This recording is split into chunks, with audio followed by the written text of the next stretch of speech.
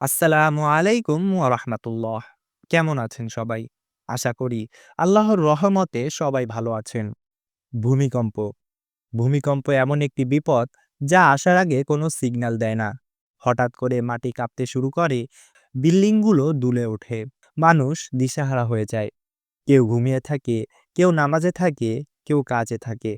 কিন্তু বিপদ কাউকেই ছাড়ে না। আর ভয়ঙ্কর ব্যাপার হলো, হাদিসে আছে ভূমিকম্প কিয়ামতের আগমনের অন্যতম আলামত। কিছু সময় এটি আল্লাহর পক্ষ থেকে সতর্ক বার্তাও হতে পারে। কিন্তু জানেন কি, রাসূলুল্লাহ সাল্লাল্লাহু আলাইহি ওয়াসাল্লাম আমাদেরকে এমন একটি ছোট্ট দোয়া শিখিয়েছেন, যা পড়লে আল্লাহ বান্দাকে ভূমিকম্পের মতো বড় বিপদ থেকে হেফাজত করেন। আর ওই দোয়াটি এতটাই ছোট যে বাচ্চারাও খুব সহজেই মুখস্থ করতে পারবে। আজকের ভিডিওতে আমরা সেই ছোট্ট শক্তিশালী দোয়াটির কথাই বলবো। তাই বলছি, ভিডিওটি মনোযোগ সহকারে শেষ পর্যন্ত দেখতে থাকুন। হতে পারে এই ছোট্ট দোয়াটি শিখলে আপনি হয়তো বড় কোনো বিপদ থেকে বা বড় কোনো ভূমিকম্প থেকে রক্ষা পেতে পারেন। তাহলে চলুন ভিডিওটি শুরু করা যাক। ইসলামে ভূমিকম্পকে শুধু প্রাকৃতিক দুর্যোগ বলা হয়নি। কিছু আলেম বলেন ভূমিকম্প আল্লাহর পক্ষ থেকে বান্দাদের সতর্কবার্তা। যখন মানুষ আল্লাহকে ভুলে যায়, পাপ বাড়তে থাকে, অন্যায় বাড়তে থাকে, তখন আল্লাহ কিছু বিপদের মাধ্যমে মানুষকে স্মরণ করিয়ে দেন। কোরআনে আছে আল্লাহ বান্দাদের বিভিন্ন বিপদের মাধ্যমে পরীক্ষা করেন। অতএব যখন মাটি কাঁপে তখন শুধু ঘর নয়, মানুষের অন্তরও ভয়ে কেঁপে ওঠে, এবং সেই মুহূর্তে মানুষ আল্লাহর সবচেয়ে কাছাকাছি থাকে। এবার চলুন জানি সেই ছোট্ট দোয়াটির কথা। রাসূলুল্লাহ সাল্লাল্লাহু আলাইহি ওয়াসাল্লাম যখন ভয়ঙ্কর কিছু দেখতেন বা কোনো বিপদের আশঙ্কা করতেন, তখন এই দোয়াটি পড়তেন। দোয়াটি হচ্ছে লা ইলাহা ইল্লাল্লাহ, যার অর্থ আল্লাহ ছাড়া কোনো ইলাহ নেই।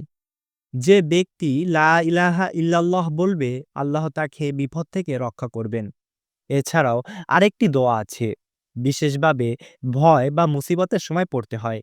সেই দোয়াটি হচ্ছে আউযু বিল্লাহি মিন শাখাতিহি ওয়া ইকাবিহি, যার অর্থ আমি আল্লাহর গজব ও শাস্তি থেকে আশ্রয় চাই। এই দুইটি দোয়া খুবই ছোট। ভয় লাগলে, বিপদ দেখলে, মাটি কাঁপলে শুধু মুখে বললেই আল্লাহর রহমত ঢলে পড়বে ইনশাআল্লাহ।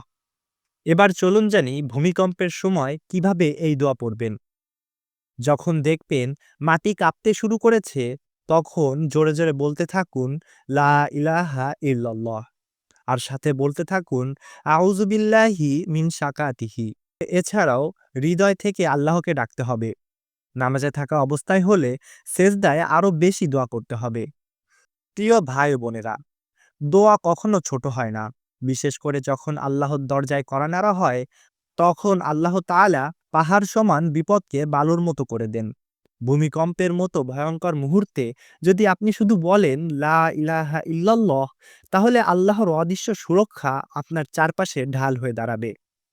আসুন আজ থেকেই এই ছোট্ট দোয়াগুলো মুখস্থ করি, নিজে পড়ি, পরিবারকে শিখাই। যে কোনো বিপদে সবার মুখ থেকে প্রথমে আল্লাহর নামই যেন বের হয়। আল্লাহ আমাদের সবাইকে হেফাজত করুন। আমিন। তো বন্ধুরা, ভিডিওটি দেখে যদি আপনি উপকৃত হয়ে থাকেন, তাহলে অবশ্যই লাইক করবেন এবং আপনার প্রিয়জনদের মাঝে শেয়ার করবেন, যাতে তারাও উপকৃত হতে পারে।